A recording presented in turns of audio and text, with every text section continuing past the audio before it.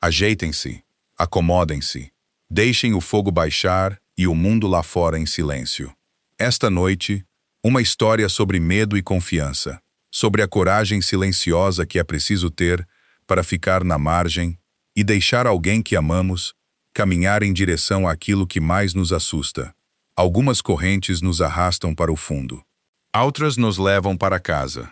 Ouçam com atenção e deixem esta história vos levar. Capítulo 1. A travessia. O engenheiro da ponte explicava pela terceira vez por que a travessia da balsa estava para além de reparos, e a Brígida mal podia esperar para ouvir a palavra além. O pilar oriental foi comprometido, disse ele, gesticulando em direção ao rio com uma autoridade que sugeria ter aprendido sobre pilares em livros. A madeira está podre. O mecanismo de direção está corroído. As correntes de amarração não são substituídas há 7 anos, contrapôs Brígida. Eu sei. Contei os anéis de crescimento do bolor. Ele piscou. Que bolor tem padrões de crescimento se o olharmos por tempo suficiente? As manchas esverdeadas na corrente norte começaram há cerca de 4 anos. As pretas na corrente sul são mais antigas. 7, talvez 8.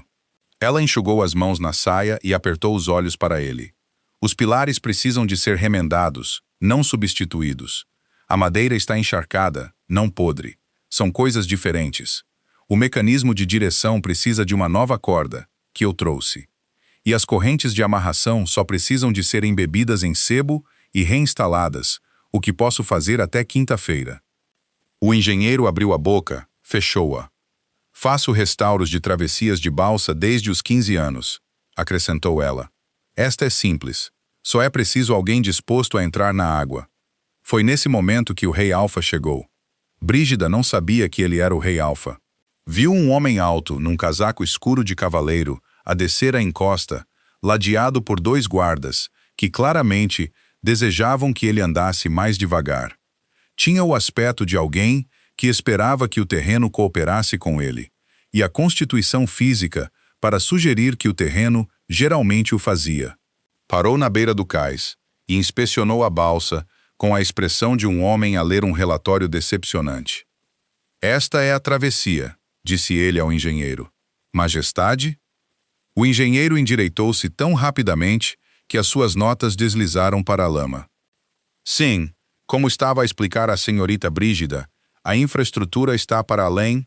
Não está para além de nada, interrompeu Brígida. Precisa de trabalho. Há uma diferença. O homem alto olhou para ela. Era um olhar específico, nem hostil, nem desdenhoso. O tipo de olhar que catalogava uma pessoa, a sua postura, a sua certeza, a sua relação com o espaço à sua volta, e arquivava os resultados em algum lugar por trás de uma expressão muito controlada. Você é a restauradora da balsa? Disse ele. Sou a guia do rio. A balsa faz parte da minha proposta ao Conselho Territorial. Sua proposta para reabrir uma travessia condenada.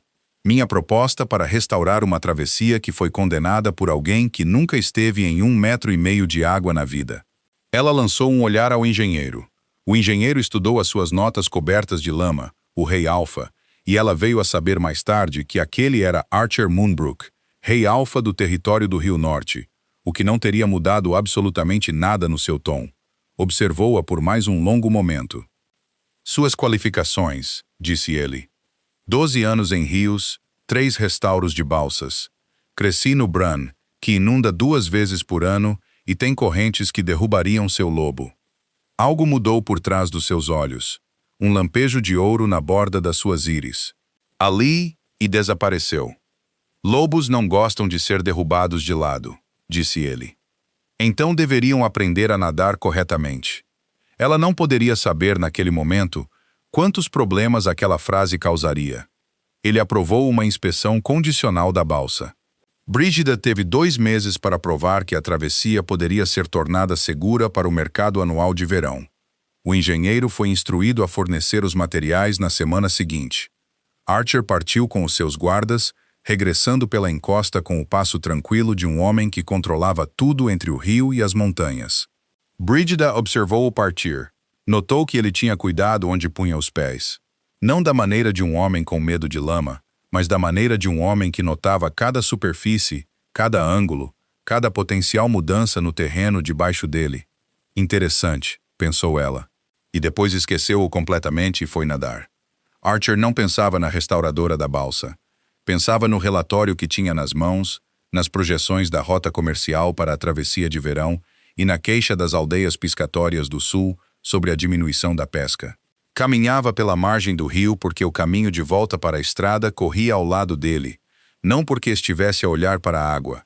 Não estava a olhar para a água. Então, ele viu-a.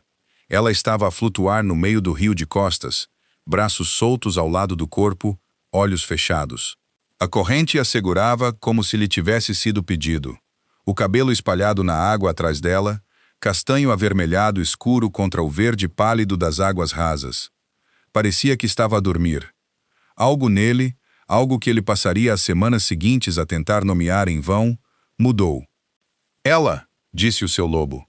A palavra chegou antes do pensamento.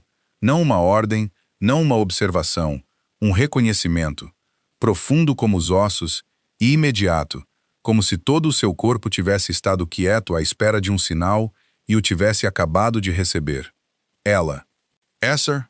Archer parou de andar. Brígida respirou fundo, rolou para a frente e desapareceu sob a superfície.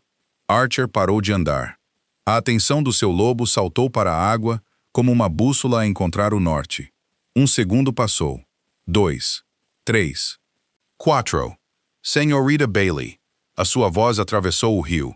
Sem resposta. Ela estava debaixo d'água. Não o podia ouvir. 5. 6. Ela não está a subir. Ela esteve debaixo d'água tempo demais. 7. 8. A certeza do seu lobo era como uma mão à volta do seu peito.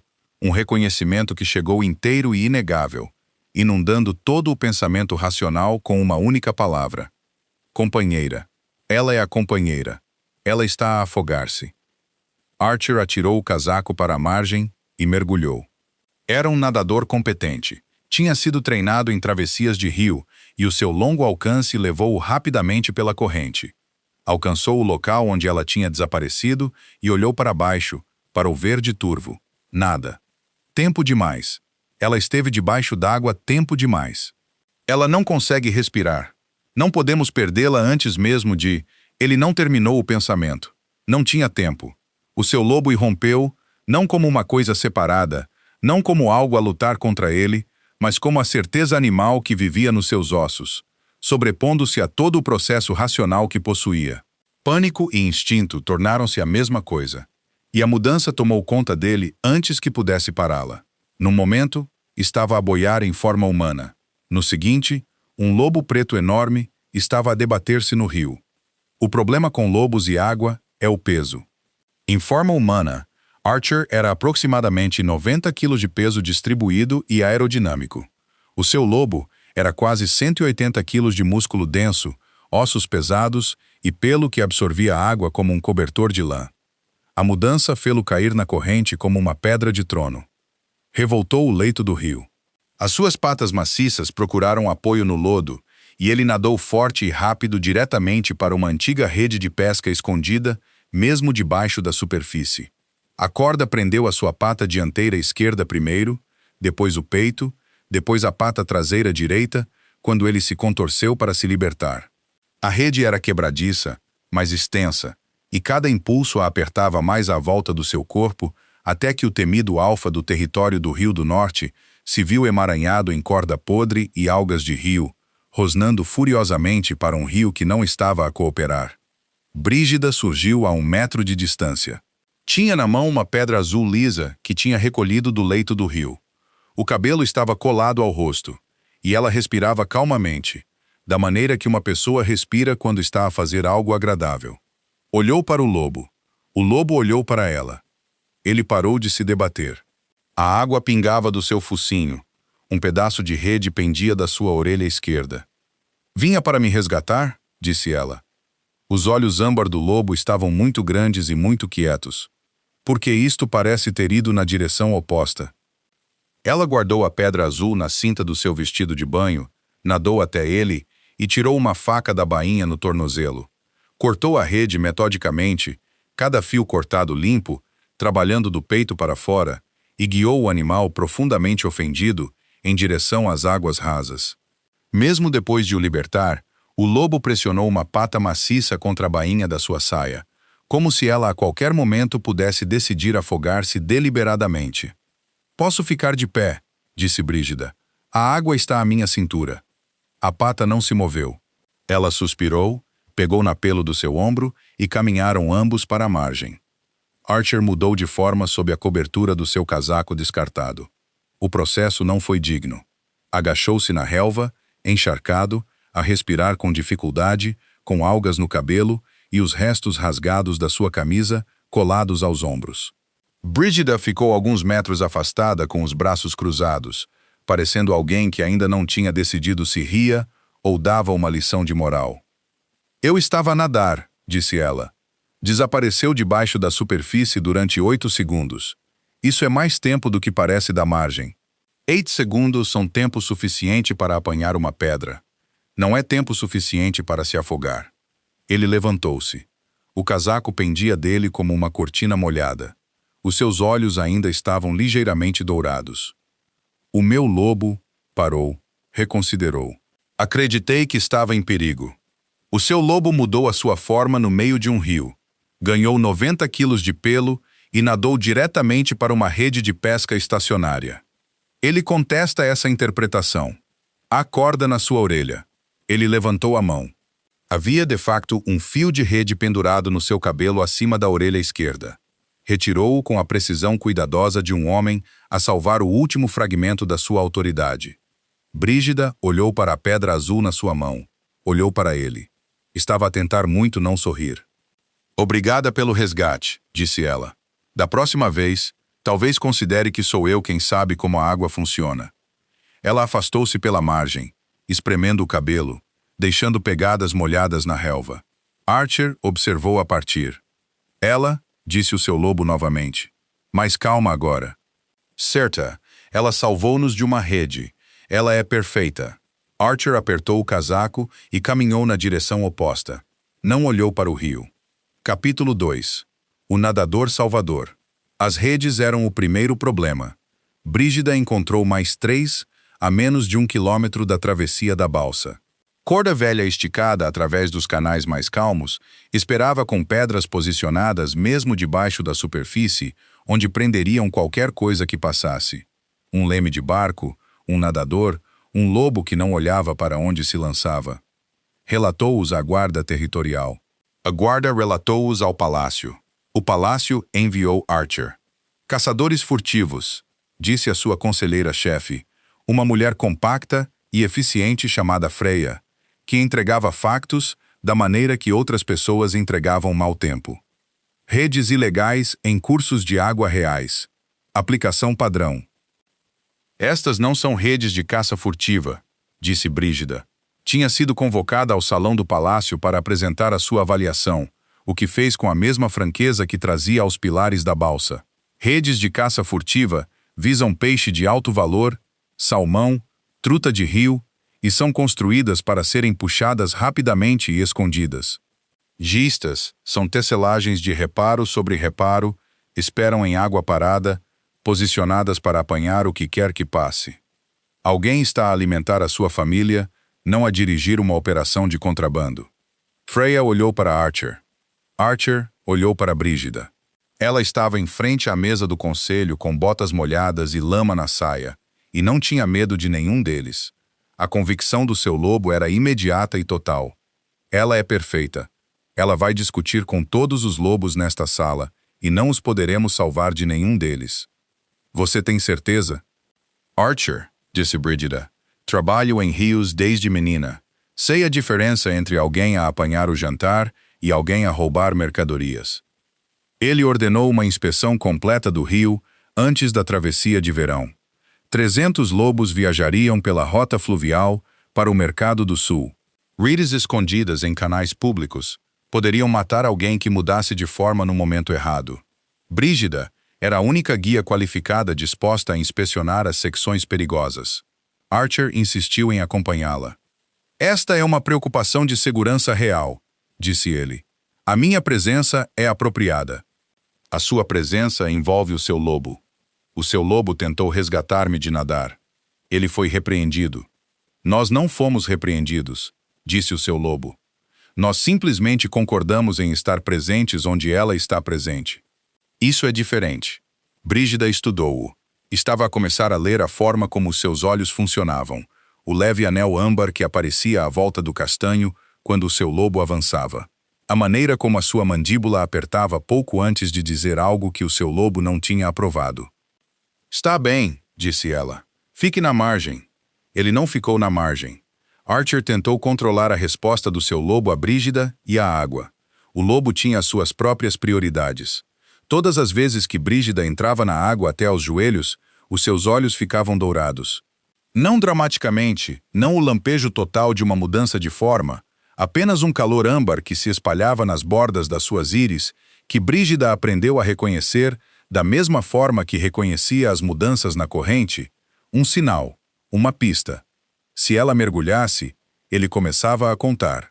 Ela sabia disso porque os seus lábios se moviam. E uma vez, quando ela emergiu após uma inspeção perfeitamente rotineira, de 12 segundos a um poste submerso, ele estava em 9, e os músculos dos seus antebraços estavam rígidos. Eu estive debaixo d'água por 12 segundos, disse ela. 13. 12. A minha contagem foi 13. A sua voz era uniforme, mas havia uma qualidade nela, algo pressionado e contido, que ela aprendia a reconhecer como o som de um homem cujo lobo estava a gritar num exterior controlado. Se ela flutuasse, ele caminhava pela margem ao lado dela como um sentinela em patrulha. E então os objetos começaram a aparecer. O primeiro foi uma bobina de corda deixada ao lado das suas roupas secas dobradas numa manhã, quando ela foi para o seu mergulho pré-inspeção. Ela não tinha pedido corda. Não precisava de corda. A corda estava simplesmente lá, cuidadosamente enrolada, como se tivesse materializado pela vontade urgente de alguém que acreditava que corda era a diferença entre a vida e a morte. O segundo foi uma boia de madeira. O terceiro foi um barril vazio, posicionado verticalmente na linha de água. O quarto foi um galho longo sem casca, encostado ao cais com um pedaço de couro amarrado a uma ponta como pega. O quinto, e esta foi a manhã em que Brígida ficou em pé no seu vestido de banho na beira do rio e ficou a olhar por 30 segundos completos antes de falar, foi um barco de pesca inteiro, um pequeno, um barco a remos para 2 pessoas com remos e um pá de pesca. Tinha sido arrastado até meio para a margem, a proa apontando para a água, como se alguém o tivesse colocado lá para que ela pudesse simplesmente entrar, em vez de se submeter aos horrores da natação real. Archer apareceu no caminho 10 minutos depois, carregando mapas de levantamento e com a expressão de um homem que tinha acordado desde o amanhecer e não tinha feito nada em comum. "O quê?" disse Brígida. "Eu devia fazer com isto?" Ele olhou para o barco. A sua expressão não mudou. "É difícil afogar-se dentro de um. Eu não estava a planear afogar-me fora dele. A opção está disponível para você. Eu não preciso de um barco. Eu preciso que o rio não tenha redes nele. Ambas as coisas podem ser verdade." O seu lobo também insistia em testar a água todas as manhãs. Brígida chegava à travessia para encontrar pegadas molhadas, a entrar nas águas rasas e a sair novamente. A trilha inconfundível de um lobo muito grande que tinha entrado no rio, cheirado a corrente e regressado à margem como se estivesse a conceder autorização oficial. Ela ignorou todas as inspeções. No 6º dia da inspeção, eles esperaram juntos nas águas rasas, perto de um poste submerso, para verificar uma âncora de rede suspeita. A água estava até aos joelhos e clara o suficiente para ver o fundo coberto de lodo, mas o poste estava preso entre rochas e exigia que ambos colocassem uma corda à volta dele. Brígida ajoelhou-se na água, passando uma corda por baixo do poste. Archer agachou-se ao lado dela, segurando o poste firme, e a posição aproximou-os o suficiente para que o seu ombro pressionasse as suas costelas, e as pontas molhadas do seu cabelo roçassem o seu antebraço. Ela olhou para cima para pedir a faca. O rosto dele estava diretamente acima do dela. A água pingava da sua manga enrolada sobre a sua clavícula. Os seus olhos eram castanhos com borda âmbar, que ela estava a começar a ler, a cor que significava que o seu lobo estava presente e a prestar atenção, e a sua mandíbula estava apertada, da maneira particular que sugeria que o seu corpo estava a fazer algo que a sua compostura não tinha aprovado. "Faca", disse ela. Ele entregou-a. Os seus dedos sobrepuseram-se na pega e nenhum deles soltou por um batimento mais longo do que o necessário para a transferência. "O poste está solto", disse Brígida, olhando primeiro para a água. "Reparei." Ela cortou a corda da âncora. Trabalharam em silêncio durante os próximos 20 minutos. Não era um silêncio desconfortável. Era o silêncio de duas pessoas que ambas tinham notado algo e ambas fingiam que não o tinham feito. Archer começou a entender por que os seus guardas a achavam exaustiva. Também começou a ansiar por ser exausto por ela. Ela ignora o barril. Observou o seu lobo numa noite em que Archer revia os mapas de levantamento do dia sozinho no seu estudo.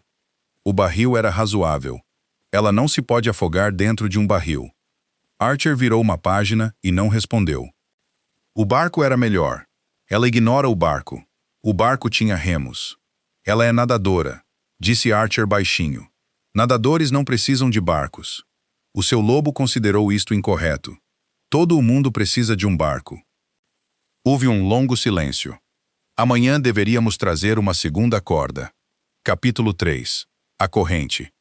A sua busca levou-os para além da travessia da balsa e para o campo a montante. Viajaram a cavalo pela estrada do rio. Brígida cavalgava como fazia a maioria das coisas, competentemente, sem alarido, ocasionalmente inclinando-se da sela para estudar a água abaixo da margem. Archer cavalgava ao seu lado, de costas direitas, observando a linha das árvores como um homem observa uma fronteira. Visitaram quintas ribeirinhas onde as armadilhas de peixe estavam vazias desde as inundações de primavera, aldeias piscatórias onde os varais de secagem estavam nus e as crianças eram mais magras do que deveriam ser no início do verão.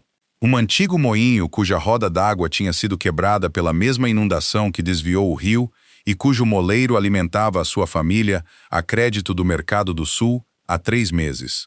Brígida falava com eles da maneira que falava com o rio, diretamente, sem pretensão, ouvindo a corrente do que eles diziam em vez da sua superfície. Na primeira quinta, ela agachou-se ao lado de uma armadilha de peixe partida e mostrou à filha do agricultor onde a tecelagem se tinha rasgado. Explicou como a reparar para águas mais profundas. A rapariga ouviu com a atenção focada de alguém que tinha estado com fome recentemente o suficiente para se importar com redes. Archer observou da linha de cerca de vedação. O seu lobo, pela primeira vez, não pensava em afogamento. "Ela é boa com eles", disse o seu lobo. "Ela é boa com todos. Ela ficará aqui. Ela ensinará a rapariga e esquecerá o rio, e nós nunca mais a veremos." No moinho, a situação era pior. A mulher do moleiro encontrou-os à porta com a expressão de uma mulher que esperava a aplicação da lei e estava preparada para se zangar com isso. "Quando é que a pesca mudou?" perguntou Brígida. "Depois da inundação. O canal profundo mudou para leste. Os peixes foram com ele. As redes que tínhamos não conseguiam alcançar o novo canal. Muito profundo. Muito rápido. Então os homens começaram a colocar redes onde quer que encontrassem água parada. Perto da travessia da balsa. Perto de todo o lado. Não temos orgulho nisso. Estamos com fome." Brígida olhou para Archer. Ele estava parado à beira do pátio do moinho, de braços cruzados, a sua expressão a máscara cuidadosamente neutra que ela estava a começar a reconhecer como o rosto que ele usava quando pensava muito e não queria que ninguém visse a direção dos pensamentos. O filho mais novo do moleiro sentou-se no degrau, a comer um pedaço de pão tão fino que Brígida conseguia ver a luz através dele. Archer olhou para a criança. Algo passou pelo seu rosto. Não pena, não culpa, algo mais pesado. O olhar de um homem a perceber que o território que ele controlava continha problemas que ele não tinha visto porque não tinha caminhado o suficiente para longe do palácio para os encontrar. Ao saírem do pátio do moinho, a mão de Brígida roçou brevemente o seu antebraço sem o olhar. A maneira como uma pessoa estende a mão para alguém quando o peso do que viram precisa de ser compartilhado. O seu lobo registrou o toque com o foco catastrófico que trazia a tudo o que envolvia as mãos dela. A mão dela de novo. Ela não sabe o que está a fazer. Ela vai tocar-nos até a perda total de função e ela nem vai notar. Archer continuou a andar. O seu antebraço ardia onde os seus dedos tinham estado. As redes são perigosas, disse ela a ele mais tarde, enquanto cavalgavam pela margem alta acima do canal aprofundado. Um lobo a mudar de forma num daqueles canais poderia emaranhar-se. Alguém poderia morrer na travessia de verão. Sei que o seu instinto é remover todas as redes imediatamente. A sua mandíbula apertou. Se remover as redes deles sem fornecer outra forma de pescar, eles vão substituí-las assim que os seus guardas partirem. Eles não estão a quebrar a lei por desporto. Estão a alimentar crianças. Ele não respondeu imediatamente. O cavalo debaixo dele pisava cuidadosamente pelo caminho enlameado. Abaixo deles, o rio corria verde e fundo, a sua superfície lisa como vidro, onde a corrente abrandava. O que proporia? Disse ele. Não era uma pergunta que um rei normalmente fizesse a uma guia de rio, notou Brígida. Limpar as redes perigosas das travessias públicas. Essas são as que vão matar alguém. Mas substituí-las, não com punição, mas com barcos. Reparar a frota de pesca comunitária. Estabelecer zonas marcadas onde as famílias possam pescar legalmente em águas mais profundas. Treinar lobos ribeirinhos em resgate aquático para que a travessia seja segura, mesmo que alguém seja apanhado. Isso é caro. Pessoas com fome que odeiam o seu rei são mais caras. Ele olhou para ela. O dourado estava nos seus olhos, mas não era o dourado pânico do rio. Era mais quente, mais estável. E a balsa? Disse ele. Reabri-la antes do mercado de verão. Treinar lobos jovens a nadar, antes que desenvolvam o mesmo medo da água que todos os lobos que conheci parecem carregar. Lobos não temem a água. O seu lobo mudou de forma num rio porque eu prendi a respiração por 8 segundos. Ele virou o cavalo e cavalgou à frente, mas não disse não. A aula de natação aconteceu porque Brígida se recusou a deixar que não acontecesse. Qualquer pessoa que supervisione a segurança do rio deve demonstrar técnica de natação humana adequada, anunciou ela, de pé no cais com as mãos na cintura e a expressão específica de uma mulher que já tinha vencido a discussão. Archer estava de pé na margem num camisa solta e calças de cavaleiro, de braços cruzados, com a expressão de um homem que estava prestes a perder uma discussão e sabia disso. O meu lobo pode atravessar o rio. O seu lobo foi derrotado por uma rede de pesca estacionária. Essa rede era conspícua, tinha 1,80 m de largura e estava presa a um poste. Você nadou para dentro dela de cara. Ela tem razão, disse o seu lobo relutantemente. A rede era conspícua. Archer tirou as botas, caminhou até a beira do cais. Olhou para a água como um general olha para um terreno que o traiu antes. O que faço? Disse ele. Brígida entrou no rio. A água chegava-lhe à cintura. Virou-se para o encarar. A luz do final da tarde a apanhar as pontas molhadas do seu cabelo e a transformá-las em cobre. Entra. Ele entrou. A água estava fria. O que Archer tratou como um insulto pessoal. Ficou rígido. Mãos ao lado do corpo. Mandíbula apertada. Os músculos dos ombros bloqueados, como se esperasse que o rio o atacasse por trás. Agora flutua. De costas, braços soltos. Deixe a água segurá-lo. Isso parece estrategicamente insustentável. Nadar não é uma operação militar. Tudo é uma operação militar. Brígida pôs uma mão debaixo das suas costas. O contacto caiu no centro da sua coluna. A palma da sua mão estava fria da água. Os seus dedos espalharam-se pelos músculos entre as suas omoplatas. E cada célula do corpo de Archer registrou o toque com uma intensidade que nada tinha a ver com a temperatura da água. A mão dela, disse o seu lobo. A mão dela está em nós. Não se mova. Não respire. Se ficarmos muito quietos, ela vai deixá-la lá. Incline-se para trás, disse Brígida. Solte o seu peso. Não tenho certeza. Confie que eu não o deixarei afundar. Ele inclinou-se para trás. Durante 2 segundos, o seu corpo lutou contra isso. Cada instinto, humano e de lobo, exigia que ele mantivesse a cabeça acima da água, os pés debaixo dele, o seu peso sob o seu próprio controlo.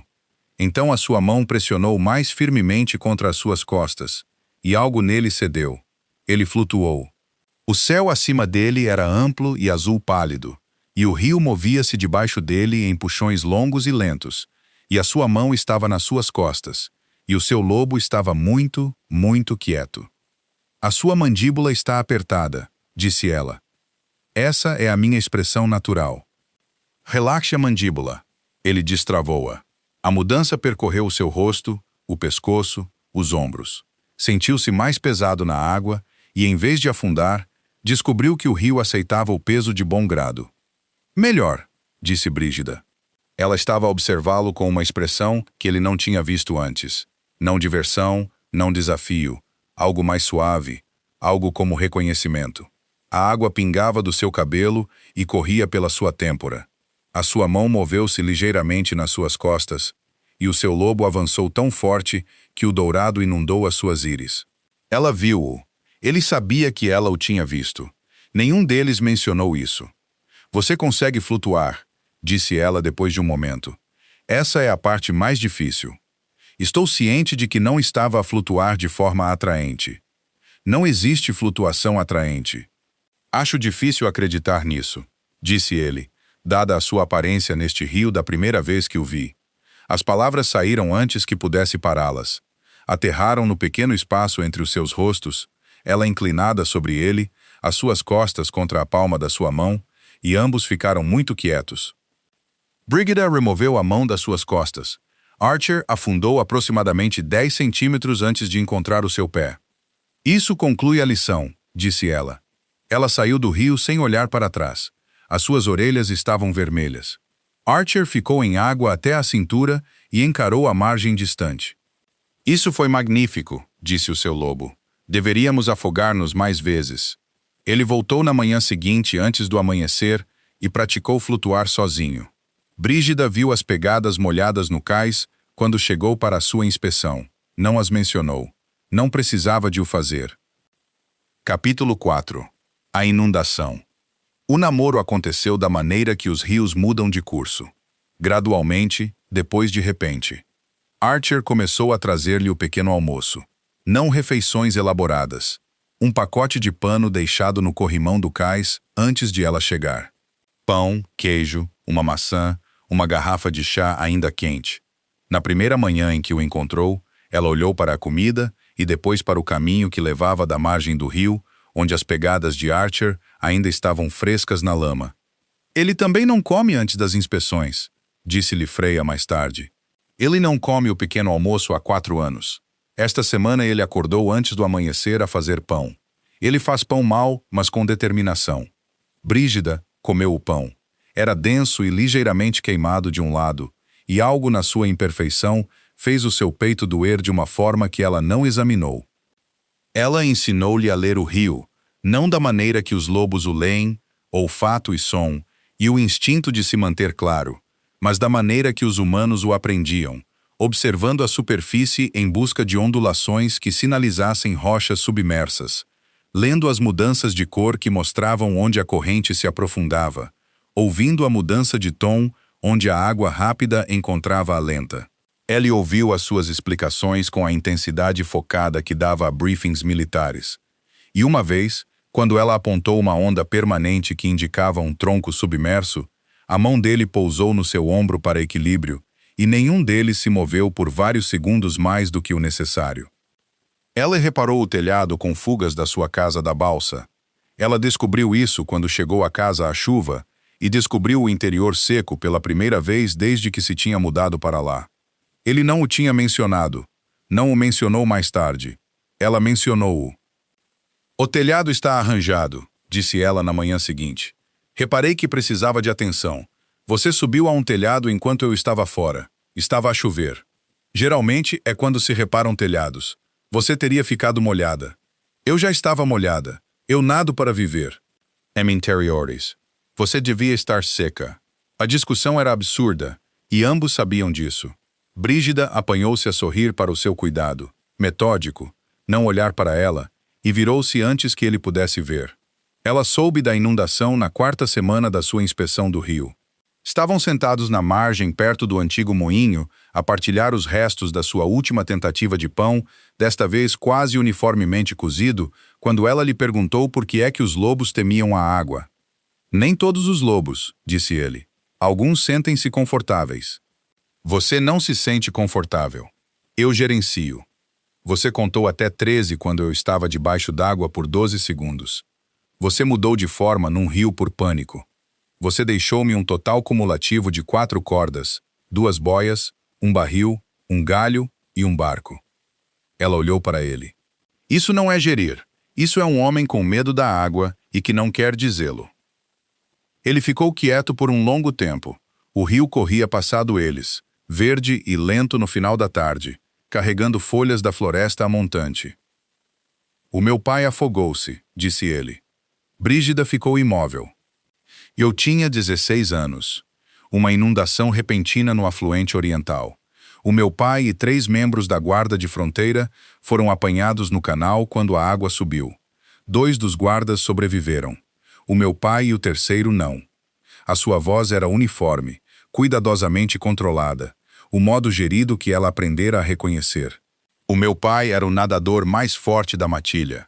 Não o salvou. A água era mais rápida. Ela não disse que sentia muito. Ele não lhe tinha contado para obter simpatia. Ele contou-lhe porque ela tinha perguntado e ele tinha decidido que ela merecia a verdade. Você tornou-se alfa aos 16 anos, disse ela. 17. O meu tio ocupou o cargo por 1 ano. Foi morto numa disputa de fronteira. Herdei um território com um pai morto, um tio morto, uma fronteira partida e um rio em que não conseguia olhar sem os ver a ambos. O rio, disse o seu lobo muito baixinho. O rio leva todos. Então, quando você me viu debaixo d'água, eu não estava a pensar, disse ele. O meu lobo não estava a pensar. Não houve pensamento entre o momento em que desapareceu e o momento em que eu estava na água. Houve apenas a certeza de que o rio a levaria também. Brígida olhou para as mãos dele. Estavam pousadas nos seus joelhos, largas e quietas e cuidadosamente compostas. Viu a tensão nos seus dedos, o aperto controlado de um homem que tinha passado 1 década a manter-se coeso, mantendo tudo o resto no lugar. Pôs a mão sobre a dele. Ele não se moveu, não respirou. O âmbar nos seus olhos manteve-se estável. Não o lampejo pânico que ela conhecia da água, mas algo quente e certo. E por um longo momento, o único som foi o rio a passar por eles. Eu sou uma boa nadadora, disse ela. Eu sei o que estou a fazer na água. Eu sempre soube. Eu acredito em você. Mas o seu lobo não. O meu lobo. Ele virou a mão debaixo da dela, os seus dedos entrelaçados. O toque era quente e deliberado, e algo na maneira como ele segurou a mão dela, cuidadoso, como se ela fosse a coisa mais importante e mais frágil que ele tinha encontrado, fez o fôlego de Brígida falhar. O meu lobo acredita que você é a pessoa mais capaz que ele já conheceu. Ele também acredita que o rio a matará de qualquer maneira. Estas 2 coisas existem ao mesmo tempo. Isso deve ser exaustivo. Você não tem ideia. Ela apertou a mão dele. Ele apertou de volta. Nenhum deles soltou até a luz mudar e as sombras das árvores alcançarem a beira da água. O cais colapsou 3 dias depois. Brígida estava a inspecionar uma corda submersa, presa aos suportes de um cais antigo, a jusante da balsa. A madeira estava podre, a estrutura inclinada, mas a corda precisava de ser cortada antes que prendesse qualquer coisa a passar pelo canal. Ela mergulhou, encontrou a corda e começou a cortá-la com a sua faca. Acima dela, a madeira moveu-se.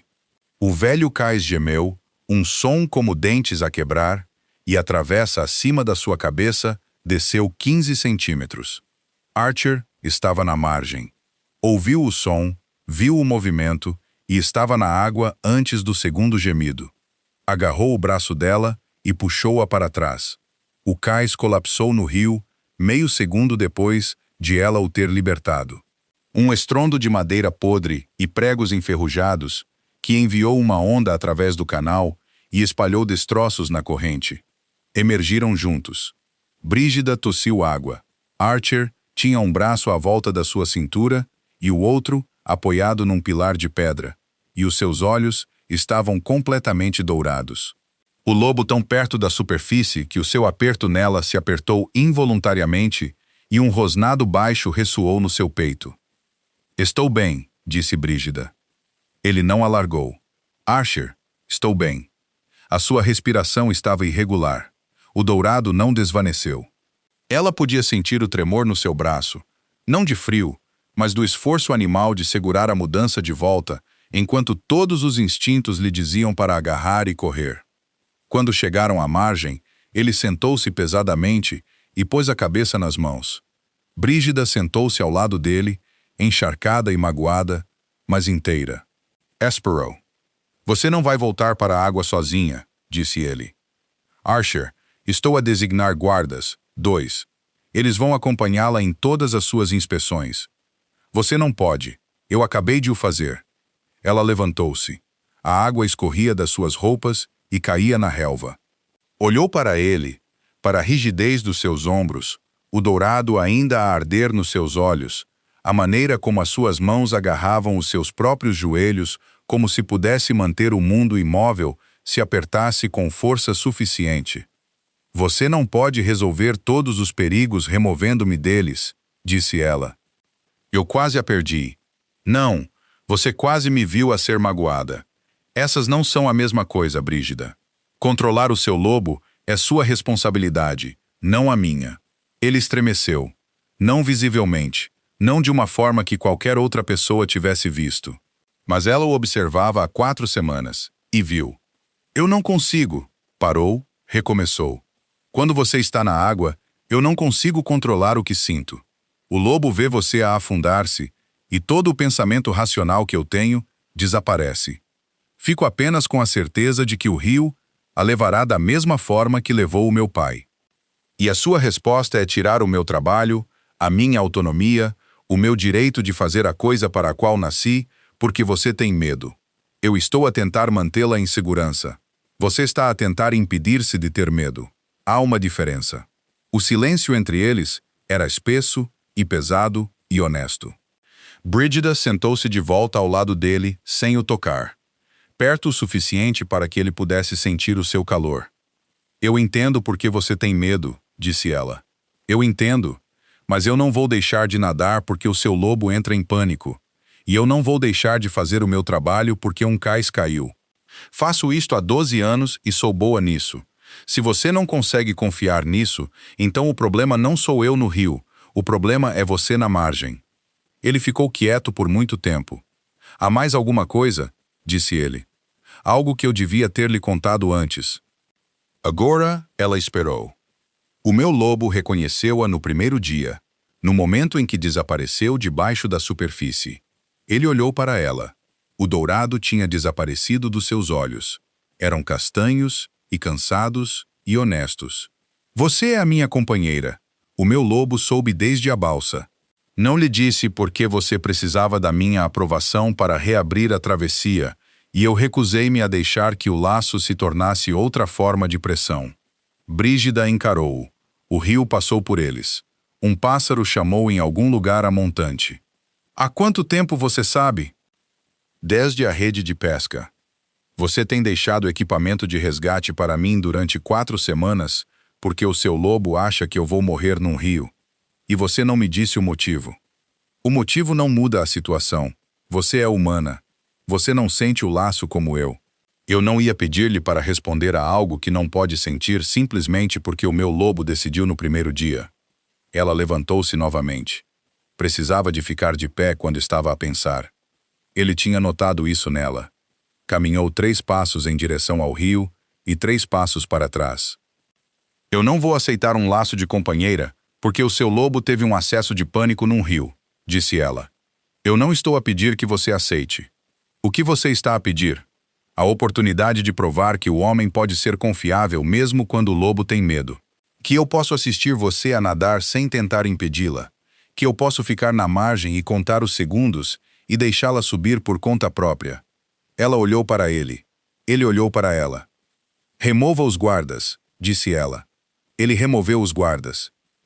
Reconsidere a ordem. Ele reconsiderou a ordem. E Archer: sim. Se me trouxer outro barco, eu ponho-o nele e empurro-o para o canal. A sua boca moveu-se. Não era bem um sorriso. Era a coisa mais próxima de um que ela tinha visto. Entendido. Capítulo 5. A travessia. A chuva veio 3 dias antes do mercado de verão. Chegou da maneira que o problema sempre chegava ao Rio do Norte. Rápido, de lado e sem a decência de se anunciar. O céu passou de azul pálido para cinza-ferro no tempo que Brígida levou a terminar a sua inspeção matinal. E ao meio-dia, o rio tinha subido um pé e continuava a subir. Brígida trabalhou durante a chuva. Tinha a balsa segura, as novas cordas de amarração testadas, os marcadores do canal reposicionados para o nível de água mais alto. A sua equipa de resgate, 8 lobos ribeirinhos que ela passou o último mês a treinar em natação em forma humana, técnica de corda e o conceito radical de que a água não era um inimigo pessoal, tinha sido destacada para os 3 principais pontos de travessia. O treino tinha mudado. Ela tinha visto lobos que recuavam com poças até aos tornozelos aprenderem a ler correntes, a flutuar de costas e a puxar uma corda pesada através de água rápida. Não era que eles parassem de ter medo. Era que aprendiam a ter medo e a ser úteis ao mesmo tempo. Archer também aprendera isso, não a natação, embora praticasse todas as manhãs agora, e a sua flutuação tivesse progredido de tábua rígida para algo que quase parecia relaxamento. A lição maior, a sobre manter o medo e a confiança na mesma mão. Ele não lhe tinha deixado corda, boia, barril ou barco em 11 dias. Ela notou que o barco de passageiros apareceu no canal 1 hora antes do anoitecer. Era uma barcaça de rio de fundo plano, transportando 3 famílias das aldeias a montante, carregada com bens do mercado e crianças e o tipo de esperança cautelosa que acompanha qualquer viagem num rio a inundar. O piloto era experiente. O barco era sólido. Em condições normais, a passagem teria sido rotineira. As condições não eram normais. A chuva tinha solto destroços das margens a montante, e algures no quilômetro entre o velho moinho e a balsa, uma rede submersa, uma das últimas não encontradas perdidas durante as suas inspeções, tinha prendido um comprimento a arrastar da corda de direção da barcaça. A corda esticou-se. A popa da barcaça girou para o lado. O piloto lutou com a direção, mas a rede tinha a alavancagem da corrente por trás dela, e o barco começou a deslizar em direção ao açude danificado na curva. Brígida viu-o da doca da balsa. Já estava a correr antes que o grito do piloto chegasse a jusante. Archer estava no posto de controle da travessia. Ouviu a buzina de aviso da equipa de resgate e estava na margem em segundos. Já meio mudado de forma, olhos solidamente dourados, cada linha do seu corpo tensa pelo esforço de permanecer humano. A barcaça estava a 180 metros a montante, inclinada fortemente para estibordo. As crianças agarravam os trilhos de carga, enquanto o piloto lutava com uma corda de direção que não respondia. O açude estava a 70 metros para além da curva. Se o barco chegasse lá de lado, seria despedaçado. Brígida alcançou Archer na margem. A corda de direção está emaranhada, disse ela. Estava a respirar com dificuldade. A sua voz estava firme. Há uma rede debaixo. Alguém tem de mergulhar e cortar a corda livre. O seu lobo lançou-se. Cada átomo de instinto dizia-lhe para a proibir, para se colocar à frente dela, para mudar de forma e levá-la para longe da água, como o seu lobo queria fazer desde o primeiro dia em que a viu a flutuar de costas com os olhos fechados. Não, não. O rio leva todos. Ela não pode afundar-se. Não a podemos deixar afundar-se. Archer ficou na margem e olhou para a mulher que não era dele para controlar. Qual é o seu plano? Disse ele. Brígida encarou-o. Por um segundo, apenas um, algo passou pelo seu rosto que era mais suave e mais perigoso do que qualquer coisa que o rio pudesse produzir. Então ela estava a trabalhar. Linha de segurança à volta da minha cintura, ancorada a algo que não se moverá. Eu mergulho, corto a rede, emerjo. Se eu não subir em 30 segundos, puxe a linha, não antes. 30 segundos. Preciso de tempo para trabalhar. O seu lobo estava a uivar dentro dele, não em palavras. Não nos fragmentos cuidadosos e honestos que geralmente usava. Apenas som, terror animal cru, o som que um lobo faz quando a sua companheira caminha em direção a algo que ele não pode seguir. Archer mudou de forma. O lobo preto ficou na margem, massivo e trêmulo, os seus olhos âmbar fixos em Brígida. Ela atou a linha de segurança à volta da sua cintura e amarrou a outra ponta ao seu peito, passando-a por baixo do músculo pesado das suas patas dianteiras, onde se manteria sem escorregar. Apoie-se, disse ela. Ele apoiou-se. As suas garras cravaram-se na pedra do suporte da margem. O seu peso assentou baixo, os seus quartos traseiros travados, todo o seu corpo tornando-se uma âncora. Brígida olhou para ele, para o lobo, para os olhos âmbar que estavam aterrorizados e firmes e confiavam nela contra todos os instintos que continham.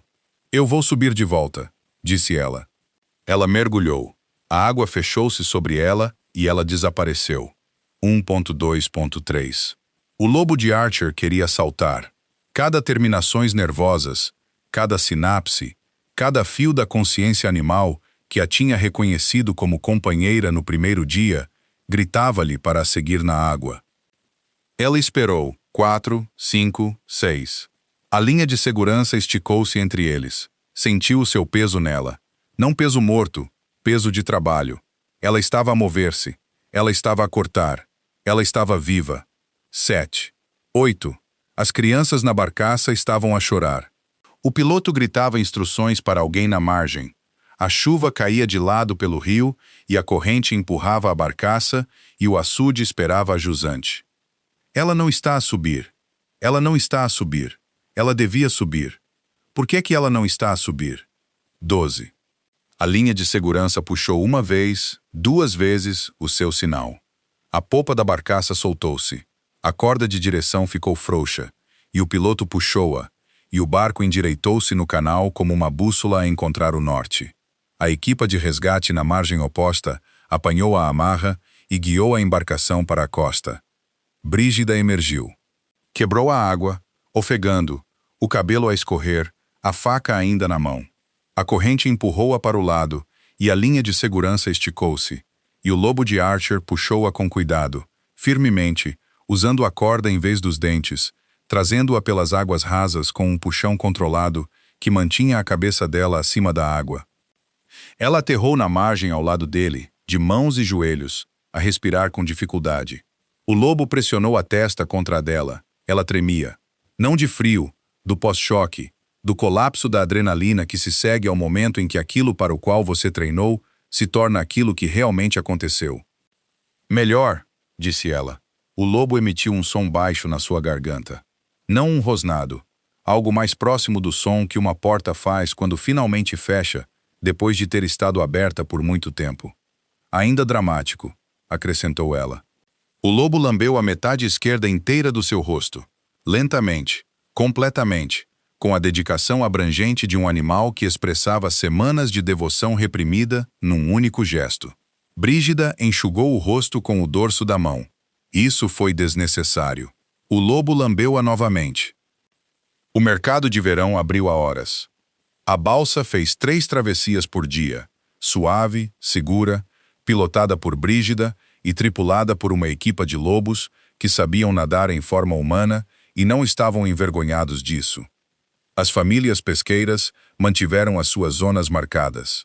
Os barcos comunitários foram reparados e distribuídos. As redes nos canais públicos foram limpas e os novos canais foram mapeados e publicados. Pela primeira vez em uma década, o assentamento ribeirinho enviou representantes para o mercado, não como peticionários, mas como comerciantes. A balsa de Brígida tornou-se o centro do programa de segurança fluvial. Ela treinou equipas de resgate, inspecionou travessias e nadou todas as tardes com a autoridade calma de uma mulher que tinha conquistado o seu lugar num território que não foi feito para ela. Archer já não tratava o rio como algo a ser derrotado. Caminhava pelas suas margens de manhã, lia os seus sinais como Brígida lhe tinha ensinado e ficava no cais enquanto ela nadava sem pegar numa corda. O seu lobo ainda contava. Brígida sabia que não se importava. Ele pediu-a numa terça-feira. Sem cerimônia, sem conselho, sem protocolo real. Caminhou até a balsa ao pôr do sol e ficou no cais, esperando que ela terminasse o seu mergulho noturno. Ela emergiu perto dos pilares, afastou o cabelo molhado do rosto e olhou para ele. "Você está a olhar", disse ela. "Estou. Os seus olhos estão dourados." "Estão." Ela subiu a escada do cais e ficou diante dele, descalça e pingando, o rio a escorrer do seu cabelo pelos seus ombros e a acumular-se na madeira quente do cais. "Brígida Archer gostaria de lhe pedir uma coisa. Não ao meu lobo, a mim." Ela esperou. O rio corria atrás dela, lento e profundo e sem pressa. "Tenho observado você nadar durante 6 semanas. Tenho observado você resgatar um barco cheio de crianças. Tenho observado você ensinar lobos a confiar naquilo que os assusta mais." Ele fez uma pausa. "Tenho observado você a resgatar-me de uma rede de pesca e ainda não me recuperei disso." A boca dela mexeu-se.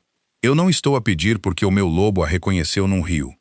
Estou a pedir porque o homem que está neste cais tem passado todas as manhãs desde a aula de natação a praticar a sua flutuação e a pensar na maneira como a sua mão se sentiu nas minhas costas. Você ainda é uma péssima flutuadora. Estou ciente. A sua mandíbula aperta sempre. É um processo." Ela deu um passo em frente. A água entre eles diminuiu para centímetros. Ele podia sentir o frescor do rio na pele dela, o calor por baixo dele. "Pergunte-me", disse ela. "Você aceitará o laço? Não porque o meu lobo decidiu, mas porque eu estou a escolher você, e estou a pedir que você me escolha." Ela olhou para ele, para o homem que tinha aprendido a ficar numa margem e a contar até 12 e a não saltar. Para o homem que fazia pão mau ao amanhecer e consertava telhados sem ser pedido. Para o homem cujo lobo lhe tinha deixado um barco inteiro porque não suportava o pensamento dela a afogar-se. "Sim", disse ela. Ele beijou-a lenta e cuidadosamente, da maneira como estava a aprender a aproximar-se do rio, sem lutar, sem controlar, deixando a corrente levá-los. Quando se separaram, a mão dela estava no seu peito e a dele no seu cabelo molhado. E o rio atrás deles era o único som no território. "O seu lobo vai continuar a contar quando eu nadar. Ele vai. E você vai continuar a aparecer ao amanhecer para praticar flutuar." "Vou. E se eu encontrar outro barco neste cais, não será meu." Ela beijou-lhe o maxilar. Os seus olhos ficaram dourados. "Mentiroso", disse ela. Ela pediu-lhe para marcar 4 dias depois. Não no cais, não à frente de ninguém. Na casa da balsa, de madrugada, a luz do rio a entrar pelas janelas, que ela já não precisava de cobrir, porque o telhado já não pingava. Ela estava a trançar o cabelo para a inspeção matinal, quando disse isso. "Quero a marca." Archer ficou muito quieto. Estava sentado à mesa dela, a segurar uma chávena de chá que ele tinha feito mal, com a expressão de um homem cujo lobo acabara de parar de respirar. "Você tem certeza?" "Eu disse-lhe que não faço coisas das quais não tenho certeza." Ela virou-se para o encarar, inclinou a cabeça e ofereceu-lhe a curva do seu pescoço, onde encontrava o seu ombro. O gesto era deliberado. A vulnerabilidade nele não era. Ele atravessou a sala, a sua mão pousou no lado da garganta dela, o polegar traçando o lugar onde a marca ficaria. E por um momento, ele simplesmente ficou ali, perto o suficiente para sentir o calor da pele dela, perto o suficiente para ouvir a sua respiração, o seu lobo, tão quieto que o silêncio dentro dele parecia sagrado. Ele marcou-a. A mordida foi breve e precisa. Brígida deu um suspiro agudo, não de dor, mas do calor que se espalhou da marca. Um calor que se instalou nos seus ossos e permaneceu ali como entrar no sol, depois de muito tempo no frio. Ela não conseguia sentir o laço como ele. Não ouvia o seu lobo, nem sentia o seu batimento cardíaco à distância, nem sabia quando ele tinha medo, mas sentia algo, uma completude, uma certeza instalada, como encontrar o fundo de um rio e saber exatamente quão profunda era a água. Ele pressionou a testa contra a dela. "Se o seu lobo me trouxer um barril como presente de acasalamento", disse ela, "eu vou deixá-lo para o moleiro." Ele riu. Foi a primeira vez que a ouviu rir. Não um sorriso, não uma inspiração controlada, mas uma gargalhada real, assustada, indigna, que rompeu todas as superfícies controladas que ele tinha e o deixou de pé na casa da balsa dele, parecendo o homem que ele era quando ninguém o via. Brígida decidiu que valia tudo. 3 semanas depois, Brígida flutuava de costas perto da balsa, olhos fechados, o sol do final do verão quente no seu rosto. O rio segurava-a como sempre o tinha feito, paciente, fácil, familiar. Archer sentou-se na margem com uma pilha de relatórios oficiais espalhados nos joelhos. Ele fingia ler. Ela deixava a corrente levá-la alguns metros rio abaixo lentamente, pacificamente, com a graça específica e despretensiosa de uma mulher que sabia exatamente o que estava a fazer. Archer levantou os olhos. Os seus olhos estavam dourados. Brígida abriu um olho. Eu ainda estou a nadar. Eu não disse nada. Os seus olhos estão dourados. O sol está em vulgar. Ela fechou o olho, deixou a corrente levá-la mais 1 metro. Ele virou uma página. A página não registou. A contar, disse o seu lobo. Ela está a flutuar há 4 minutos. 4 minutos é muito tempo. Ela pode estar inconsciente. Pessoas por vezes perdem a consciência enquanto flutuam. É um fenômeno documentado. Não é um fenômeno documentado, murmurou Archer. Não sabemos disso. Não o documentamos. Brígida mergulhou. Desapareceu debaixo da superfície como sempre fazia. Um rolamento de ombros, um lampejo de cabelo castanho avermelhado e depois nada senão ondulações. 1.2. 3. A contagem de Archer era silenciosa agora. Não agarrou os relatórios. Não se levantou. O seu lobo estava alto, mas o homem aprendera a ficar quieto. Brígida emergiu diretamente atrás dele. Ela subiu à margem, inclinou-se sobre o seu ombro e despejou 2 mãos cheias de água de rio diretamente nos seus relatórios. Ele olhou para as páginas arruinadas. A tinta escorria em longas listras azuis pelo pergaminho. Esses eram documentos reais, disse ele. Então resgate-os. O seu lobo tomou o controlo. A mudança foi rápida e graciosa, o homem dobrando-se no animal, num único movimento fluido, e o lobo preto lançou-se da margem para o rio, atrás dos papéis a flutuar. O lobo estava a meio caminho da primeira página quando atingiu a corda de treino. Brígida deixara-a ao lado do cais naquela manhã. Um comprimento inofensivo de corda trançada enrolada frouxamente perto da beira da água, exatamente onde um lobo poderia aterrar se saltasse da margem num ângulo. A corda circulou a sua pata dianteira esquerda, prendeu-se debaixo do seu peito e apertou-se. O enorme lobo preto ficou em 60 centímetros de água. Uma pata emaranhada, um pedaço de pergaminho arruinado colado ao seu focinho. Brígida cruzou os braços novamente. O lobo emitiu um rosnado de ofensa tão profunda e pessoal que os pássaros na árvore mais próxima evacuaram. Ela esperou. Ajoelhou-se ao lado dele, desenrolou a corda e removeu o pergaminho do seu nariz com um puxão suave. É afortunado, disse ela, que um de nós entenda de resgate fluvial. O lobo sacudiu-se. Água voou para todo o lado. Brígida gritou e tropeçou para trás, a rir. E o lobo seguiu-a para fora do rio, com as orelhas para a frente e a cauda a mover-se de uma maneira que as caudas dos lobos não deviam mover-se. Não exatamente um abanar, mas algo próximo. Ela secou o focinho dele com a manga. Ele mudou de volta. Ela entregou-lhe o seu manto. Ele enrolou-o à volta de si com a dignidade medida de um homem que acabara de ser derrotado por uma corda de treino pela 2ª vez na sua vida. Você deixou essa corda lá deliberadamente, disse ele. Eu deixei-a lá para fins de treino. Você treinou-me numa corda. Considere uma aula de atualização. Eles caminharam de volta para a casa da balsa. A mão dele encontrou a dela algures no caminho entre o cais e a porta, e ela deixou-o pegá-la, e os seus dedos entrelaçaram-se como o faziam agora, facilmente, sem discussão, como se a corrente entre eles estivesse sempre a fluir nesta direção, e eles simplesmente tivessem parado de fingir o contrário. Atrás deles, o rio continuava. Não se importava com lobos, nem companheiras, nem cordas de treino. Corria como sempre correu, paciente, profundo e completamente indiferente aos medos daqueles que viviam ao seu lado. Brígida nunca esperou que se importasse. Essa era a diferença entre ela e os lobos. Ela não precisava que o rio fosse seguro. Precisava de ser boa o suficiente para nadar nele de qualquer maneira. E o homem ao seu lado, aquele que ainda contava cada segundo que ela passava debaixo de água e provavelmente sempre contaria, finalmente aprendera que amar alguém que vivia na corrente significava ficar na margem e confiar que ela emergiria. O seu lobo discordou. O seu lobo sempre discordaria. Mas o homem ficou quieto, e a mulher subiu à superfície, e o rio levou-os.